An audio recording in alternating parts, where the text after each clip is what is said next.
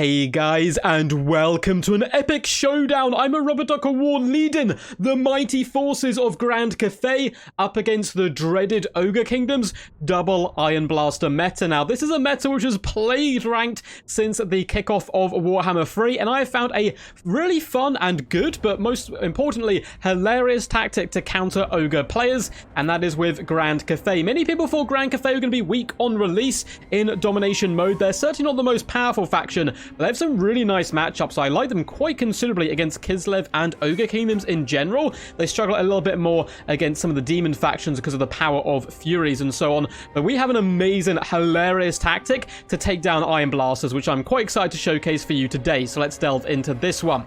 In the back, we do have one Grand Cannon. Now, there's several maps in particular. Broken Leg Gully, the Eye in the North, and there's one more big open map, which I think Cathay are very powerful in because they can use their artillery to their best advantage. And Grand Cannons can really do some disgusting long-range damage. They also sound absolutely fantastic when they fire. We have one unit of Crane Gunners. We have some Jade Warriors and Peasant Long Spearmen holding down the back formation, as well as some Jade Warrior Halberds. So relatively simple foot core with the cannon going right down the gully of the middle of this map. I do have some great Longmar Riders. Big fan of these flying badasses in general. Kind of work in a similar way to Pegasus Knights, giving you some nice mobility and pinning potential. And they're riding alongside the dragon-blooded Lord of Yin. This is one of my favorite lords in the game at the moment, and they come in with a really powerful set of abilities. So first and foremost, we have the Scales of the Celestial Court, which is quite nice. We have Storm of Shadows to slow our opponent down. We have the Talons of the Night, which needs no real introduction. You've probably seen this quite a bit. There's some lovely damage, but more importantly, we have Missile Mirror. Now, Missile Mirror is hilarious. So it redirects projectiles back towards the unit which fires it, and if you overcast it, it lasts a little bit longer and can be done for more of a long range. Now, an Iron Blaster hits so freaking hard, but doesn't have the biggest amount of HP.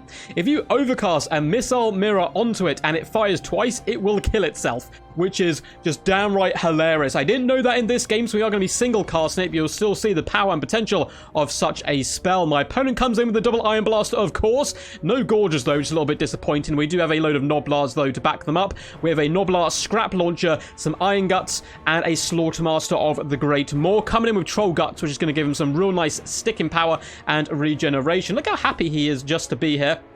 He also comes in with the Tooth Cracker and the Maw. So pretty good tool set in general. Big fan of the models. To be honest, I'm a big fan of the models in this game completely. And someone was telling me there's a way to make everything a little bit sharper in the graphics. So if you do know how to make stuff a little bit sharper, let me know down below. But without further ado, let's get this battle underway. So this map is one of the maps I think Cathay can really shine in. As you can see, there's a giant lane going right down the middle onto Objective 2. And you can really dominate this with cannons in the long range. So the Iron Blaster is about to shoot. We pop Missile Mirror on it, and bam, it takes itself down to about half HP off one shot, which is absolutely hilarious. Now, unfortunately, Missile Mirror doesn't last particularly long, and likewise your opponent. If I dropped on an Iron Blast and he moved rather than shot, it's not going to do anything whatsoever, but half HP off one spell is just so glorious, and I love doing this to Iron Blaster players in particular. And early Troll Guts is having to be cast here on the Iron Blaster, and that's not a cheap spell whatsoever, wins or magic wise, so certainly a good state of advantage for us.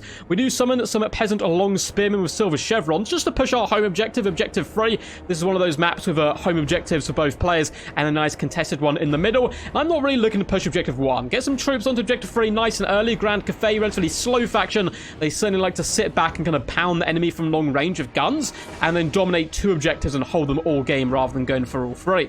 Now, the Grand Cannons are counter-shooting into the Iron Blaster so far. Relatively decent success considering it's 2v1. You can see Troll Guts has healed up this Iron Blaster significantly now. I'm going to have to get nice and aggressive with the Peasant Long Spearmen. The poor Crane Gunners are unfortunately getting lit on fire at the moment, but a nice slow start to the battle. Going to be lots of just poking in this matchup. It kind of reminds me a lot of a standard land battle with like Wood Elves versus Dwarves. So it's going to be a nice slow start. Both players trying to pick apart at each other's build to start with before the ultimate fight really does kick off. Now, the Crane Gunners still taking considerable damage, though we have managed to mitigate a lot of the value here on the Iron Blasters. We then do pop a Missile Mirror down on the Lead Belt just to see how well it does on them. And you can see pretty damn well. It lasts quite a long time. They're shooting in vain at the moment up against the Dragon-Blooded Lord in the skies. And just obliterating themselves down to about half HP. So I wasn't overcasting this spell, but if you overcast it, you can see the damage you'd be able to do, because I believe it's like double the duration of time, so you can one-shot Iron Blasters as well as Lead Belchers with that spell, but alas, we're only single casting it so far. Saber-Tusk pack as well as Noblars can be pushing up towards Objective 1, not a bad idea. I am floating up here with some great Longmar Riders, just contesting it a little bit. I have no actual plan to try to claim Objective 1, but I just want to be a bit annoying where possible, and the Great Cannon is really putting the Iron Blasters on the back foot. They're being sent back time and time again. They are shooting a decent amount of damage into the Crane Gunners right now, but yeah, my cannon is getting some really just much better value than the Iron Blasters, particularly with the help coming in from the Dragon-Blooded Lord. So the central objective is going to be ours. We claim that nice and tightly amongst a pack of Jade Warriors and Peasant Long Spearmen. Jade Lancer's going to float up to Objective 1, looking just to jump the Saber-Tusk packs as much as possible and get some free damage, because of course I'm not going to be able to stop my opponent catching this, but that is absolutely fine. In the back, I do summon a second Grand Cannon, which is now lining up some big shots to counteract the Iron Blasters where possible, and just listen to the sounds of these cannons firing. It is so glorious to hear the boom, boom, boom bass of the Grand Cannons of Cathay. Hopefully we can hear that in just a second as we continue to focus down the Iron Blasters. Wait for it, fire lads, fire!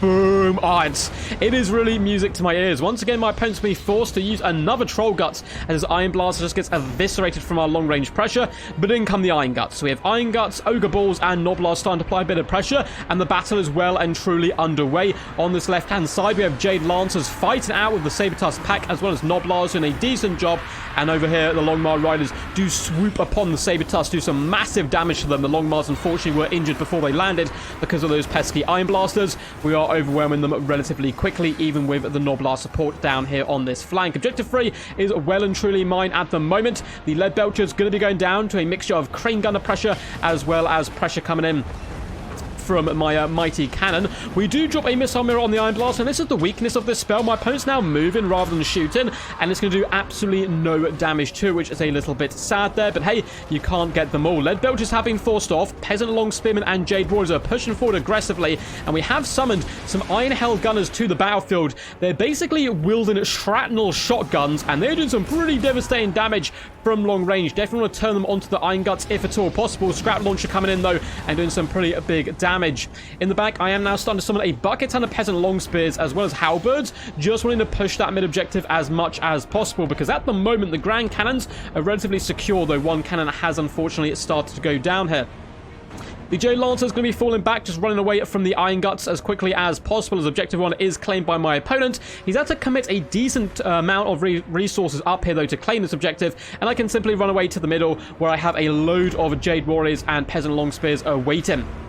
In the back, the Iron Blasters just being kept at bay. The Grand Cannon's doing some pretty devastating damage to them, and that has allowed my Jade Warriors and Peasant Long Spears just to push forward nice and aggressively and get right in on the enemy, though Iron Guts come down for a nice rotation from Objective 1 by my opponent as he starts to swoop units in to Objective 2. I think he realizes perhaps the mistake of needing to claim this objective as quickly as possible. Iron Blaster number 1 does get forced off. Tooth Cracker goes down, giving it missile resistance and armor, but it is being driven away rather successfully. Iron Guts are moving up as well now to engage with the back of my Jade Warriors and Spearmen, which isn't good news for me, but it is continuing to fight off the objective, which is what I am all about here.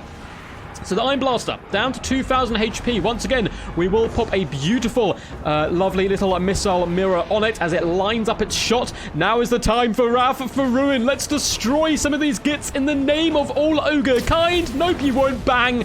And you go down in a hail of fire. I love this spell so much against ogres. It is just hilarious watching people try to abuse, like, the power of the giant cannons, and you just delete them. It's so much good fun. And I've had, actually, probably the majority of my games with Cathay and Kislev so far, just countering ogres and having a whale of a time on the rank system. Iron Guts are in here, dragging down my Jade Lance as I continue to pile pressure forward. The cannons can now switch shots onto my enemy general, as well as the more expensive units like Lead Belchers and Ogre Bulls, as I move in more and more cavalry and spearmen to deal with the Noblar pressure. Now, Objective 2 is still well and truly ours. We have a dominant lead at this moment, basically double the tickets of my opponent. Peasant Long Spearmen being supported by Jade Lancers, doing a decent fight in the middle, though we are starting to lose the central objective. And with Cathay, much like Nurgle, if you lose the central objective, you're going to be in big trouble. So I do summon in a Terracotta Sentinel to come to the party and some Peasant Horsemen, everyone moving in and up on the high ground with Iron-Held Gunners who can come back into the fight as my opponent just pours more and more resources down into this middle gullet, which is really bad news for him.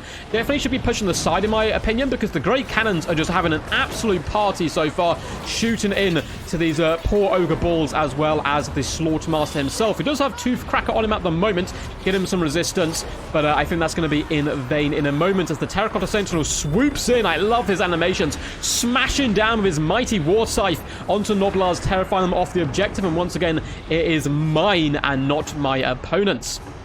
Jade Warriors going to be moving in, also summoning some more Jade Lancers, who are an okay cav unit, not the best unit in the game, basically Empire Knights, but I think a little bit more pricey, but still I want that mobility just to get into this middle objective, because I'm clinging onto it right now as my opponent pulls in more and more Ogre Balls. We have Iron Guts pushing through, Gnoblars, Slaughtermasters, everything is coming into the party, but the Terracotta Sentinels have arrived, so hopefully they should be able to hold out with Jade Warriors, as well as Jade Lancers moving up into that middle objective. My opponent does do a bit of a long-range mission here, kind of sneaky pilgrimage into the back to shut down the Grand Cannons, which certainly isn't the worst idea in the world. We've got some Iron Guts here. I'm going to shoot them point blank range in the face. I also have Peasant Long Spearmen coming into support, trying to hold them back, and big point blank shots just takes out one of the Ogres there, and the cannon crew, I'm simply going to drop the cannons and leg it, try and run away as quickly as possible. Peasant Horsemen attempting to help, a bit of an escape there as we pop a smoke bomb in an attempt to get out of there, and my opponent, I believe I didn't even get to the ultimate score, just gives up at that moment. He realizes the folly of going at double Iron Blaster against the might of Grand Cathay. Be gone, stupid OP Iron Blasters. You have no power here. Only 600 gold value and 870 on the second unit. Neither paying for themselves due to the might of the Dragon-Blooded Lord and their magic, as well as the Grand Cannons. The Grand Cannons were real standouts with 2,000 damage value and 2,000 once again. I love them up against Ogres. I really think Grand Cathay, a bit underrated on where we thought they were going to land in the meta. Certainly good up against Kislev, certainly good up against Ogres, particularly on certain maps. This map we saw here, I'm in the north, and I forget the name of the other one, but it's like a giant pass in the middle where you can really bring Crane Gunners, Grand Cannons, and bring them to the forefront and just shoot your opponent off the objective, and then hop on with Terracotta Sentinels and Jade Warriors to cap them in the mid-game. Hope you guys enjoyed this video. It was massive fun to play. I've been having a blast on Ranked. I will hopefully be back doing live streams next week. I will have to be very careful in how long I can can stream and so forth. For those who don't know, I had a small operation, which means I can't really sit down and play too many games or cast or do basically anything at the moment, which kind of sucks. But hopefully next week I'll be feeling a little bit better, where we can start bringing back the live streams and having a bit of a blast. I've been really enjoying watching Turin's ones so far. Hope you guys enjoyed this tactic, and it will put you in good stead up against the Iron Blasters. I will actually showcase, I have a very quick replay I'll showcase just in a second, showing off what happens when you overcast a spell onto an Iron Blaster. So I'll do that in just a memento. Before we get there, if you guys did enjoy this video, make sure to leave a big fat thumbs up, subscribe, leave a comment down below, either a funny comment to make me laugh, a supportive comment, or just a comment on what you thought of the battle, or which faction you would like to see in the future. I do really enjoy reading them. I know underneath every single video I post, there's basically an argument at the moment over what's better, land battles or domination. I may do a video on that at some point, but just as long as you guys are nice to each other, feel free to express your opinions and so forth. But yeah, I must admit, I've been having an absolute blast with Domination. I've been really enjoying playing it quite a bit. So, before we do hop into that replay showing the power of that Overcast spell, is there any other standouts damage value-wise? Longbow Riders are so good, 69 kills, having a party, 400 value on them. I don't think there's any other big standouts. It really was the cannons for me. Terracotta Sentinel, only 28 gold value. There's been a big presence in the middle, I think, made my opponent give up there. Iron-Held Gunners, only 300 value there, fine for an okay amount of time.